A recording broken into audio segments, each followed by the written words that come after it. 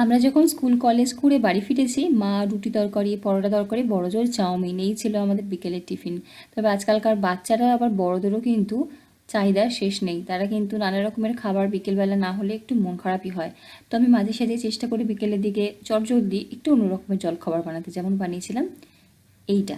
তো চলুন দেখে নিই কীভাবে বানিয়েছিলাম। যদি না বানিয়ে থাকেন অবশ্যই বানাবেন। 1 কাপ সুজি, 1 কাপ জল মিক্সির জারে নিয়ে একটা পেস্ট বানিয়ে নিয়েছি। পেস্টটাকে একটা বাটির মধ্যে বা পাত্রের মধ্যে ঢেলে নিচ্ছি। এভাবে করলে কি হয়, সুজিটা বেশিক্ষণ রেস্টে রাখার দরকার হয় না। ওই পাত্রেই আরও একটুখানি 1/4 কাপ মতো জল নিয়ে ভালো মতো মিক্সিটাকে মানে জারটাকে ধুয়ে নিয়ে দিয়ে দিলাম এই পাত্রের মধ্যে। এবার এখানে দিয়ে দেবো বিট নুন, আর আমাদের যে প্লেন নুন থাকে সেটা, আর চিলি ফ্লেক্স দেবো। আর ভালো মতো সব কিছুকে মানে জলের সাথে সব কিছুকে মিশিয়ে নেব। খুব বেশি ঘন বা একদম পাতলা করছি না, এটা মিডিয়াম ঘনত্বের একটা ব্যাটার আমাদের এখানে তৈরি করে রাখতে হবে।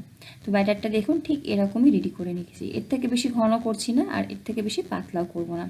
এটা সাইডে থাক। এদিকে একটা পাত্রে নিচ্ছি 2টো ডিম। আমি এখানে 3 জনের জন্য টিফিনটা বানাচ্ছি, সেই আন্দাজে কিন্তু করছি। তো 2টো ডিম নিলাম এখানে। আর যদি আপনাদের মনে হয় যে বেশি পরিমাণে করবেন, সেক্ষেত্রে বেশি পরিমাণে ডিমটাও নিতে পারেন, সুজিটাও করতে পারেন। ডিমের মধ্যে এখানে দিয়ে দিলাম আমি নুন, আর গোলমরিচের গুঁড়ো 1 চা চামচ, বেশ কিছুটা পেঁয়াজ কুচি, আর কাঁচা লঙ্কা কুচিটা নিজেদের ঝাল অনুযায়ী সবসময় দেবেন, আর টমেটো কুচি। টমেটোটার বীজটা কিন্তু সম্পূর্ণটা দিন একটু বাদ দিয়ে দিয়েছি বীজটাকে। এবার সব কিছুকে মিশিয়ে নিয়ে রেখে দিচ্ছি। এবার একটা প্যান নিয়েছি, প্যানে এখানে সাদা তেল, সর্ষের তেল, ঘি, বাটার যেটা দিয়ে ইচ্ছে আপনারা রান্নাটা করতে পারেন। আমি সর্ষের তেল ব্যবহার করেছি। একদম অল্প তেল প্যানটা চারিধারে লাগিয়ে নিয়ে 2 হাতা ব্যাটার এখানে দিচ্ছি। আর ব্যাটারটাকে আমাদের একটুখানি ছড়িয়ে দিতে হবে, একটু পাতলা করে নিতে হবে, মানে একটু যাতে খুব বেশি মোটা মোটা না হয়, তাই জন্য ব্যাটারটাকে একটু হালকা হাতে এভাবে গোল করে ছড়িয়ে নেব। একদম গোল হয়তো হবে না, হওয়ার দরকারও নেই, আমি ছড়িয়ে নিয়েছি জাস্ট। এবারে একটা দিক মানে ওপর দিকটা একটু শুকনো হওয়ার জন্য অপেক্ষা করব। ওপর দিকটা যখন বেশ শুকিয়ে যাবে, এটাকে আমি উল্টে দেবো। উল্টো দিকে যে ডিমের মিশ্রণটা তৈরি করে রাখলাম, সেইটা আমি এখানে 2 টেবিল চামচ মতো দিয়ে দিচ্ছি। এবার এইটা পরিমাণটা কেমন দেবেন সেটা আপনাদের টেস্ট অনুযায়ী নির্ভর করছে, আপনারা আরেকটু বেশিও দিতে পারেন। আমি যেমন 2টো ডিমে 3 জনের তৈরি করছি।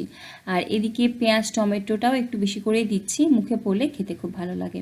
একটু কিছুক্ষণ অপেক্ষা করে নেব, তারপরে কিন্তু আবারও সাইডটাকে চেঞ্জ করে দেব। আমরা যেমন রোল ভাজি ঠিক 2টো সাইড আমাদের এবার একটুখানি সময় নিয়ে একটু লালচে করে ভেজে নিতে হবে, তাহলে কিন্তু খেতে বেশি ভালো লাগবে। লো ফ্লেমে রেখেছিলাম, উল্টে পাল্টে 2টো সাইড বেশ এরকম ধার থেকে যখন বেশ লাল হওয়া শুরু হয়ে যাবে ততক্ষণ অবধি কিন্তু ভেজে নিয়েছি। খুব বেশি কিন্তু তেলের প্রয়োজন নেই, প্রথমে যেটুকু দিয়েছিলাম প্যানে তেল, ওই তেলেই কিন্তু ভাজা হয়ে গেল। যদি মনে হয় আপনারা আর একটু কম তেল ব্যবহার করবেন সেটাও করতে পারেন, আপনাদের উপর ডিপেন্ড করছে। যেভাবে করুন না কেন একদিন করে দেখুন, চটজলদি খুব দারুণ সুন্দর একটা টিফিন হয়ে যায়। বিকেলে টিফিনেও করতে পারেন, আর বাচ্চাদের জন্য কিন্তু টিফিন বক্সেও দিতে পারেন। অনেকক্ষণ কিন্তু এটা বেশ নরম থাকে। তো গরম গরম সার্ভ করুন টমেটো সসের সাথে যদি বাড়িতে করেন, বা চায়ের সাথে যদি বড়রা খায়, খেতে দারুণ লাগে।